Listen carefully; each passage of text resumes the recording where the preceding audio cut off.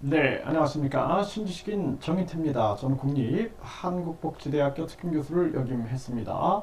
네, 푸틴이 우크라 아닌 미국과 종전 협상해야 한다고 배우는 미국.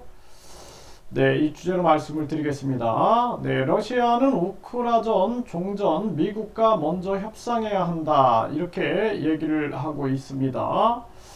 네, 우크라이나 전쟁 종전을 위한 최종 결정권은 미국에 있다 이렇게 주장하고 있는 거죠. 네, 그러면서 미국이 그 결정권을 가지고 있다 이렇게 이제 푸틴이 지적을 하고 있는 것입니다.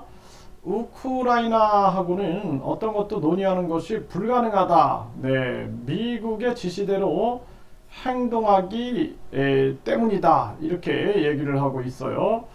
젤렌스키가 합법적인 대통령이지만 결국에는 젤렌스키도 미국이나 서방의 지원 없이는 이 전쟁을 유지할 수가 없는 거죠.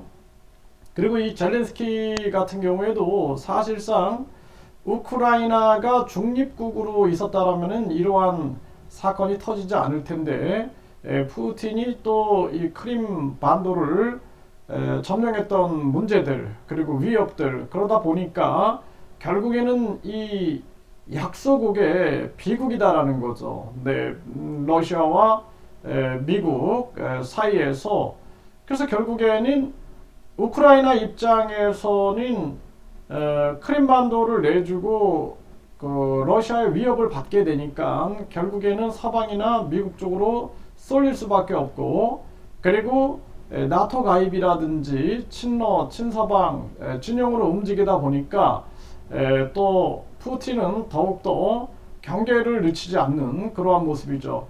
결국에는 러시아 국민들과 우크라이나 국민들만 고통을 받고 있는 것입니다. 이거는 국민 전체가 논의해서 적정한 선에서 협의를 봐야 되고 전쟁 범죄, 전쟁 피해에 대해서는 철저하게 이 책임을 져야 된다. 저는 그렇게 생각을 합니다. 네, 이 참 안타까워요. 세계 정세가 결국에는 푸틴도 기축통화에 도전하고 있고 그리고 시진핑도 기축통화에 도전하고 있고 또 이 기축통화를 지키려고 하는 미국의 움직임이 있는 거죠. 결국에는 이 욕심과 이기심, 세계 패권 이 속에서 움직여지고 있는 국제 상황이다라고 볼 수가 있습니다.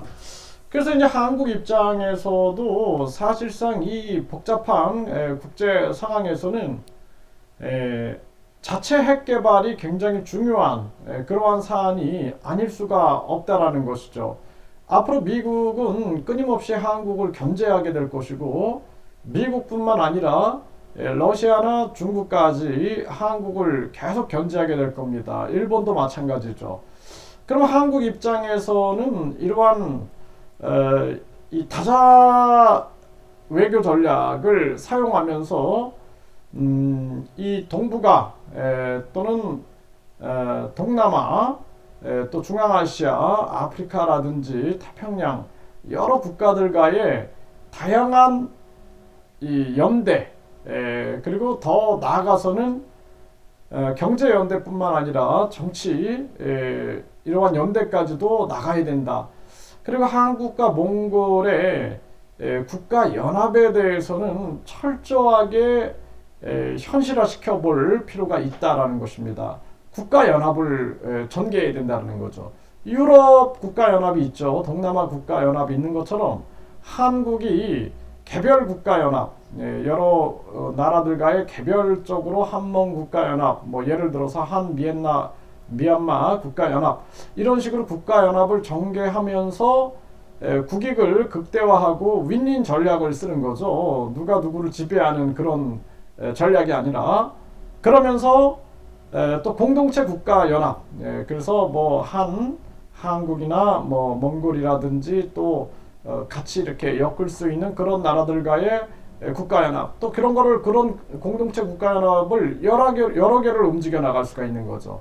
이런 한국의 움직임들이 필요하다라는 것입니다. 그래서 국제사회는 철저하게 약육강식, 완전히 밀림의 세계다, 적자생존의 세계고 이해타산의 세계다라는 것을 잊어서는 안 됩니다.